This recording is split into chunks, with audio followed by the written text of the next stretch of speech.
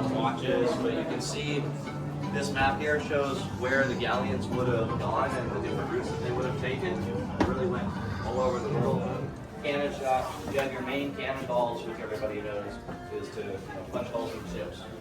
And then you have your chain shop, which is cannonballs chained together. Those would have been for rigging. Okay. I understand. Okay. Yeah. Okay. Okay.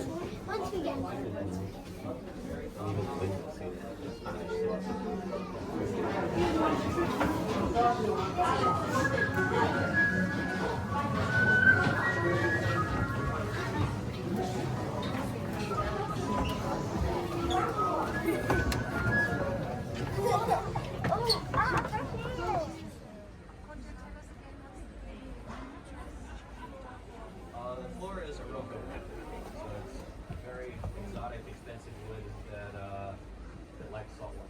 When we're out on the ocean, the things we normally do if we're on duty, it's security checks every hour, engine checks every half hour because we'd be running a generator, and just make sure that nothing's out of its place, nothing's gone flying across the deck.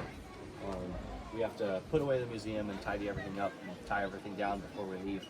And depending on what time it is, you might need to clean the bathrooms or clean the bunk rooms or mop the deck or make dinner, all the usual tasks throughout the day.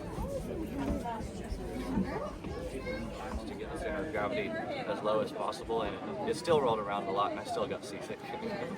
So how much can you do for the fabric for the ropes But if you say lower it down, does it lie then on the balustrade? Yep, it lies on the guardrails there, and then we strap it down.